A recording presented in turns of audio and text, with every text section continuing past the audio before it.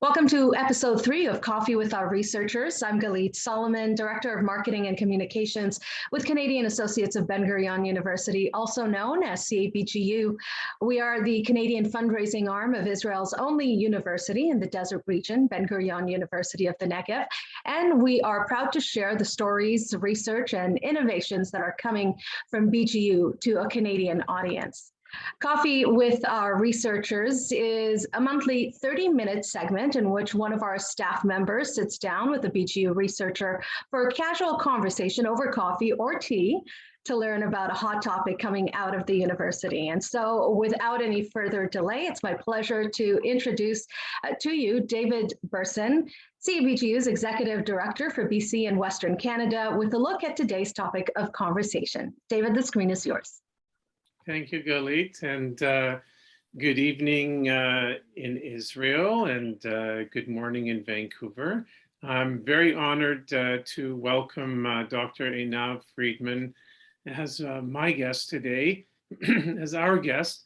And Ana is it's a real treat to have you here. I just will introduce you quickly to everyone. Ana was actually born in Beersheba, and she moved to a small city called Omer, which is just northeast of Beersheba. She did all 3 of her degrees at BGU.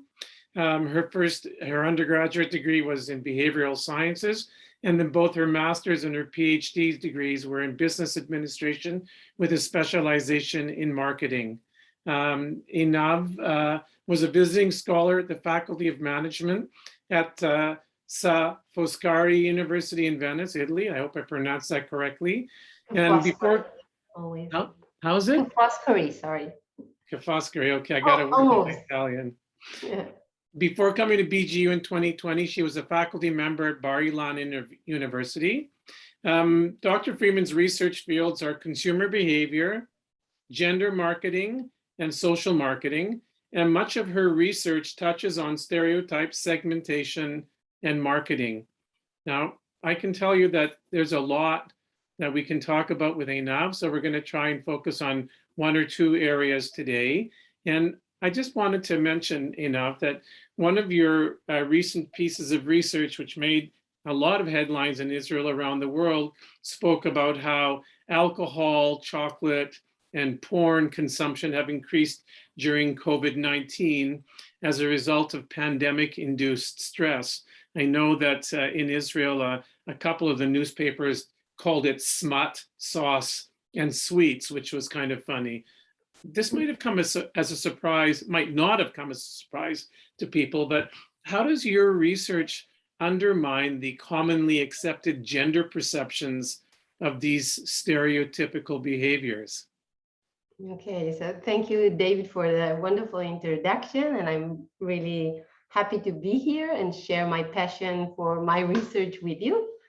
Regarding our COVID-19 project, usually we expect that women under stress eat more sweets, ice cream, chocolates, like really stereotypical desserts. And men under stress are assumed to consume more alcohol and more porn than when they are not under stress. But we showed in our research that COVID-19, the stress due to COVID-19 led to increase in this behavior in both genders. And we saw why, and this is the most interesting part. Under stress, we are cognitively busy, so we cannot manage our emotions correctly. We have the function of emotional regulation that usually adjust our emotion to specific situations that is damaged because we are cognitively busy because of the stress. And then we react less negatively to gender counter stereotypical behaviors. So we see men behaving more in a feminine way under stress because of the low emotional regulation, and women becoming or behaving in a more masculine manner when they are under stress compared to when they are not. And it is really interesting, like, discovery, because we see that gender-related behaviors are dependent on the context, on the situation, on stress. And it's not something, you know, there's a debate on nature and nurture. So we see nurture has a really important role here in these gender-related behaviors. Wow. It makes you wonder if that's a good thing for the you know, couple relations, and if it has some promise, because in stressful situations, some pretty crazy things can happen in relationships, right? Yeah. So, and I Yeah. know that received a lot of attention, and I remember when I spoke to you the first time about it, you said, you know, that's not the only thing that I'm about. I've got lots of other research. And I know that you're working on about 18 papers right now. But one of the areas that really stuck out to me that you're dealing with is this whole area of offensive ads, and this whole idea of using advertising to offend consumers, in particularly low power groups. I know you've done this in a few areas. Maybe you can tell us a little bit about what is an offensive ad? Why would advertisers want to insult their consumers? And what kind of impact that has on the way that we consume things? Okay, so offensive advertisements are ads that insult low social power groups, such as women, African Americans, gay people, fat people, disabled people, and lots of minorities. And we see an increasing trend of the use of offensive ads. We see lots of familiar companies use them. Dove brand used it twice in 2011 and 2017, where they show Black women turned white in complexion after using the Dove soap, and they used the same theme like twice. And here in Israel, we have the Gold Star beer that has the slogan, say thank you, you're a man, and have a beer. And we have lots of brands, like IKEA used it to offend gay, and Snickers offended the elderly and fats. And there are many brands that use these tactics. And the literature mainly cites the negative consumer response. Usually people don't want to buy the brands. They say people boycott the brands and it's a bad reputation. And we asked ourselves, how can it be? How companies increasingly using these tactics, and then the consumers respond negatively. So we wanted to examine the overtime effect of these ads. And we saw that people after a month tend to approach the offending brand more. Immediately they are really offended and they don't want to buy the brand. And this is according to the literature, yeah. But after time have passed, we see that that people, and specifically those who are the discriminated ones, or the ones who have low social power, tend to purchase the offending brand. Mm-hmm. And the reason for that is that immediately we react in like, we see a threat to ourselves, yeah, and we react with the fight, flight, and freeze responses, intensity of emotions, and then we respond negatively. But after time passes, there's a theory called the sleeper effect. The negative feeling resides, and then the content is more prominent. And the content is that if I will buy this brand, I will have power or be affiliated with high power group and can distance myself from the low power group members.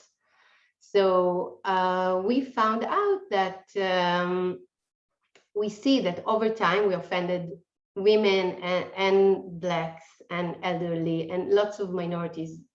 And we saw that immediately they respond negatively, and after a month we see an increase in their positive response toward the offended brand. And it's really sad, you know, when you think about it, companies use it to gain, but they are causing social damage for minorities that want to shy away from the stigma of being part of a discriminated group. Yeah, it's funny because it's scary because, and I know we mentioned this earlier, this also has implications in terms of people's political behavior, right? And what it means when, you know, a strong politician puts down another group. Does that group warm up to, you know, Yeah. or come close we to have evidence, you know.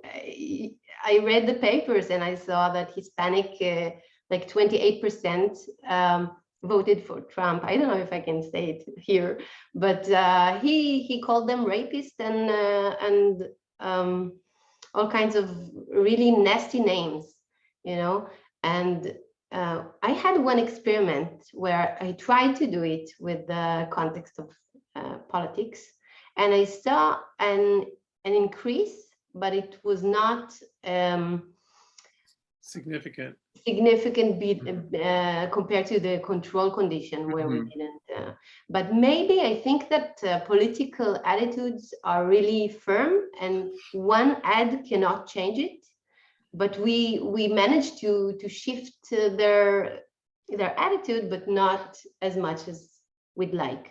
But I really believe that keeping a constant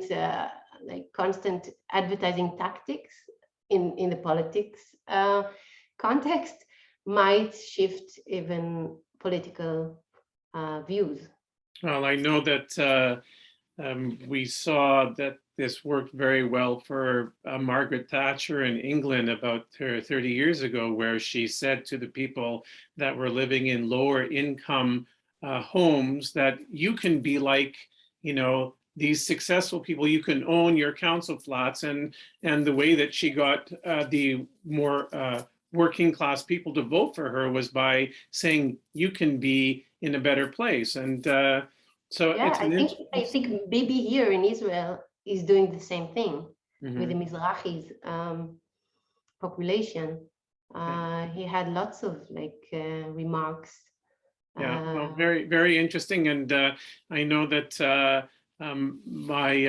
our audience and my colleagues won't want me going too far into the political realm, but I'm sure that there's been a lot of opportunities for you in the Guilford Glazer School of Management to be partnering. I know there's a lot of interdisciplinary studies that are done at BGU between the different departments. So the other area that I wanted to mention that you've been studying is the whole area of women's increased participation in the STEM industry, being science, technology, engineering, and mathematics.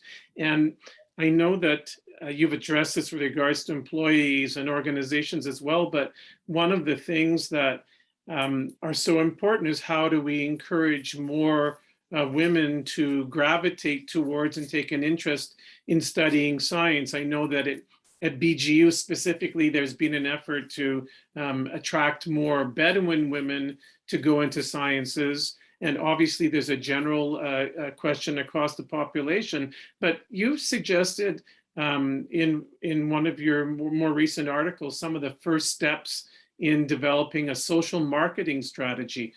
What does something like that look like? What can you share with us about that? Okay, so social marketing is an approach to change perception, attitudes, and behaviors of people for the better good. And we use this technique to change behaviors, not only sell products. The principles are basically revealing what is important to the segment where we want to change his behavior or its behavior. And we analyze the important factors that influence the behavior that we want to promote. And then we influence these factors. So I use the techniques in 2 different papers when trying to encourage women entrance to the STEM field. One is focused on the women themselves, and I looked for what they consider as really important for them when they choose a career, and tried to suggest campaigns to be focused on the really important criteria. And we saw that the most important considerations for their choosing a career was salary, as men had, but they were lower than the importance of salary was for women was lower compared to men. And then we saw that the ability to combine work and family obligation was really like after salary, and unless they had the interest in the job. This was the top 3. I examined lots of considerations. This was all done in Israel? In Israel, yeah. In Israel. And we saw that in the men segment, interest was above the ability to combine work and family. And then I suggested to use social marketing to to associate between STEM jobs and the ability to combine work and family obligations, like launching a campaign of high-tech companies that are looking for employees that can work from home. So changing perceptions that women will view STEM jobs as jobs that can fulfill these really important considerations may encourage them to choose STEM over other professions. And encouraging equal partnership in the family and home chores might be also a key to encourage women participation in STEM. This can be done in the organizational level or the society level. I know that on the organizational level, that one of the things that you had mentioned and that many of us know is that there seem to be, and maybe you see it in the university setting where, you have the old boys club and they're kind of like, bringing in people that look like themselves and think like themselves. That can be a real difficult barrier for women or diverse groups to break through. How do you see that? Right. This is the second paper that focused on the employers. I had a survey of male and female STEM employers, and I wanted to know what considerations are important to them when they choose a candidate, a female or a male candidate. And there we saw interesting results, because when they saw a CV of a female or a male, we had like 2 comparable versions of CVs. They estimated their ability to solve problems the same, their ability to work long hours the same, the probability they will be hired the same. Explicitly, we didn't see any problem, yeah. But when we inferred what are the criteria that are most important for the male managers compared to the female managers, we saw an implicit gender bias, because men managers wanted to gave higher importance for the ability to work long hours when they evaluated a female candidate compared to STEM female managers. And female managers gave higher importance to ability of solving problems compared to male managers when they evaluated a female candidate.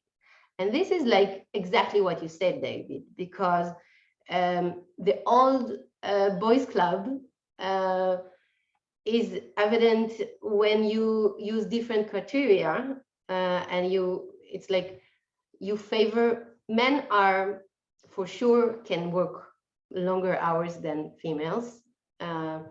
biologically we give birth, we need to, I don't know, there's a lot of things that are still socially and biologically are ours as a like a task or duty. I know I'm not the prototype women, but so everyone agrees in the literature that women are working less hours than men, but the literature is totally, there are a lot of meta-analyses that women and men are having a comparable ability to solve problems. Yeah. So the female STEM managers are like opening the door for women in STEM because they give higher importance for the ability to solve problems. Just because you're a hard worker and you put in long hours doesn't mean that you're doing better work. And I think that sometimes it's difficult for men to accept the fact that working smartly and efficiently is also a way to get things done, particularly when we're trying to establish more work-life balance in the high-tech sector, where there's been this kind of norm that you have to work crazy hours and then you sell your company and you have freedom, right? It's a bit of an Israeli ideal that people aspire to. This is all really, really interesting. I know that you're working on a lot of other stuff, and what I wanted to ask you before I ask you my last question is, what are some of the other research papers that you're working on? I know that you're teaching a couple of courses this semester as well, and that you're extremely busy. But maybe you can tell us a little bit about the other areas that you're studying right now. Okay, I have lots of projects. I have an interesting project with a postdoc that's doing her postdoc here in the BGU in social work. And with Toronto, I know that you are pulling some string to help. So we wanted to use social marketing to encourage women with postpartum depression to apply for treatment, because most women, when they are identified as having PPD, they don't utilize the treatment. So we tried to see what are the utilities and barriers for Jewish and Muslims women to apply for treatment. And we saw that stigma was a huge barrier for Muslims. And we thought to design campaigns that stress that it's normative to apply for treatment. Many women do it, and it's acceptable. And we see that the Jewish women had different considerations. They wanted to have more emotional utility, like having a bond with the baby, or having a bond with the partner, and like lots of different considerations. Just to be clear enough, when you're speaking about treatment, you're meaning therapy? No, it's not only therapy, it's okay. like treatment in general. Mm-hmm. Yeah. So this is another topic, and I have a really interesting research collaborating with a project named Golden Expertise. It's a project that tried to match between elderly that are retired and were in the past managers of big firms with local business in Beersheba. Mm-hmm. And then they can be a business consultants for that companies. And we try to examine the impact of these projects on the well-being of the elderly, on the business performance, of the business, and also on the stereotypical perceptions the firm has, or the managers in the business have toward the elderly. And we hope to see that it decreases when they get the consultation. And so is that something that is being was that something that you initiated, or was that something that let's say business council initiated? Just curious where that. I teach a course named Practicum. It's like an internship with being a business consultant.